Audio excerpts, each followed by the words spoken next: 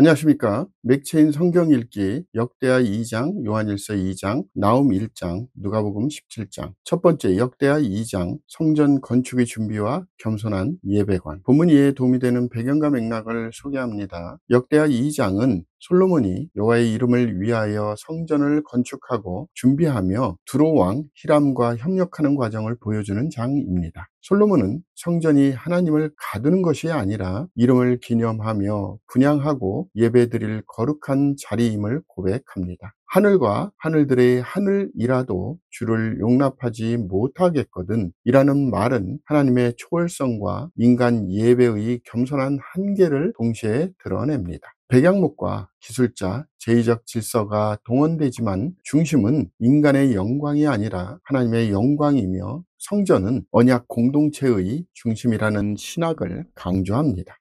본문의 중요 구절을 소개합니다. 역대하 2장 6절. 누가 능히 하나님을 위하여 성전을 건축하리요? 하늘과 하늘들의 하늘이라도 주를 용납하지 못하겠거든 내가 누구이기에 어찌 능히 그를 위하여 성전을 건축하리요? 그 앞에 분향하려 할 따름이니이다. 본문을 적용하는 데 도움이 되는 가이드라인입니다. 오늘날 우리는 사역의 규모보다 하나님을 높이는 마음이 우선임을 기억해야 합니다. 일터와 교회에서 맡은 역할이 하나님의 이름을 기념하는 예배로 이어지도록 계획과 협력을 성실히 준비해야 합니다. 그리고 무엇을 하든 자기 명성을 세우기보다 하나님의 임재를 드러내는 데 초점을 맞춰야 합니다. 바로 바른 예배관과 겸손을 먼저 세워야 합니다. 두 번째, 요한일서 2장 순종과 사랑 그리고 세상과의 구별. 본문 이해에 도움이 되는 배경과 맥락을 소개합니다. 요한일서 2장은 신자의 죄를 위해 대언자이신 그리스도의 사역, 계명, 순종으로 드러나는 참된 인식, 형제 사랑의 새롭고도 옛 계명, 그리고 이 세상이나 세상에 있는 것을 사랑하지 말라는 구별의 요청을 중심으로 전개됩니다.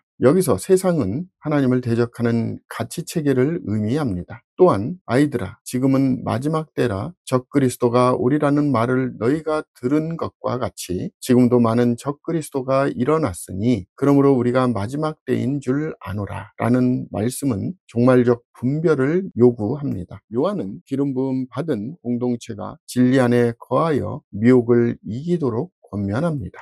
본문의 중요 구절을 소개합니다. 요한일서 2장 15절에서 16절. 이 세상이나 세상에 있는 것들을 사랑하지 말라. 누구든지 세상을 사랑하면 아버지의 사랑이 그 안에 있지 아니하니 이는 세상에 있는 모든 것이 육신의 정욕과 안목의 정욕과 이생의 자랑이니 다 아버지께로부터 온 것이 아니요 세상으로부터 온 것이라. 본문을 적용하는 데 도움이 되는 가이드라인입니다. 오늘날 우리는 성취와 쾌락, 과실을 미화하는 문화 속에서 무엇을 사랑하는지 매일 점검해야 합니다. 매일 예수님께 순종하고 형제를 사랑함으로 참된 신앙을 증명해야 하며 미혹을 분별하도록 말씀과 성령의 기름 부음에 꾸준히 머물러야 합니다. 우리는 영광이 사라지는 세상 사랑 대신 영원히 남는 하나님의 뜻을 선택해야 합니다.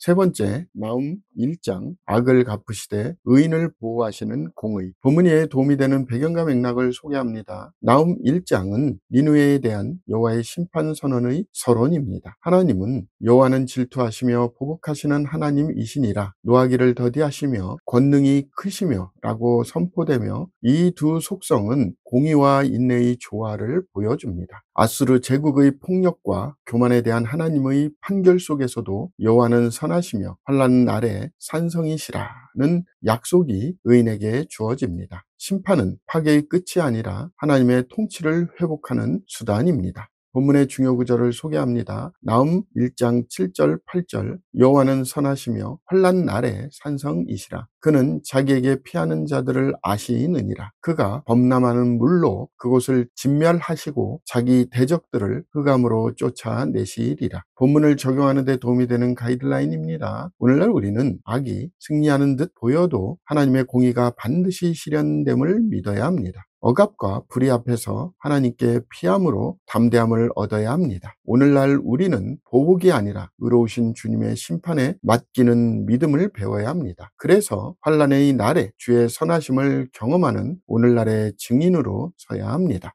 오늘의 마지막 본문 누가복음 17장 믿음, 감사, 그리고 하나님 나라의 현재성. 본문 이해에 도움이 되는 배경과 맥락을 소개합니다. 누가복음 17장은 용서와 믿음, 종회의 본분, 10명의 나병 환자 중 돌아와 감사한 한 사람, 그리고 하나님의 나라가 어느 때에 임하나이까, 하나님의 나라는 너희 안에 있느니라 및 인자의 날에 관한 가르침으로 구성됩니다. 겨자씨만한 믿음의 능력은 제자도의 본질이 믿음의 순종임을 보여줍니다. 감사로 돌아온 사마리아인은 믿음이 감사로 검증됨을 드러냅니다. 인자의 날 단락은 노아와 롯의 때처럼 일상 속에 갑자기 임하는 종말적 전환을 경고합니다. 본문의 중요 구절을 소개합니다. 누가복음 17장 20절 21절. 바리새인들이 하나님의 나라가 어느 때에 임하나이까 묻거늘 예수께서 대답하여 이르시되 하나님의 나라는 볼 수 있게 임하는 것이 아니요 또 여기 있다 저기 있다고도 못하리니 하나님의 나라는 너희 안에 있느니라.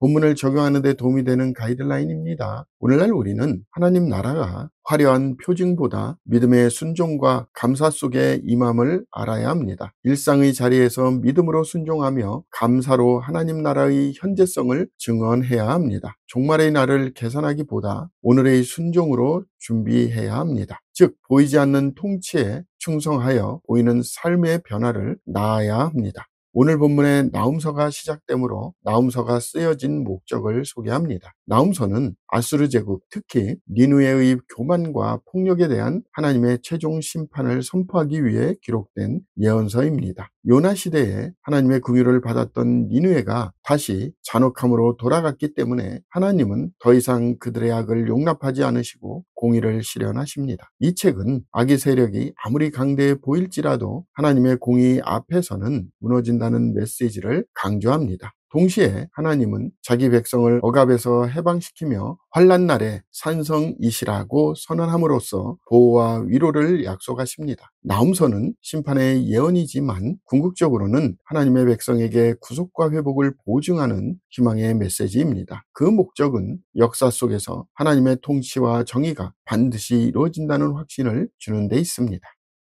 감사합니다.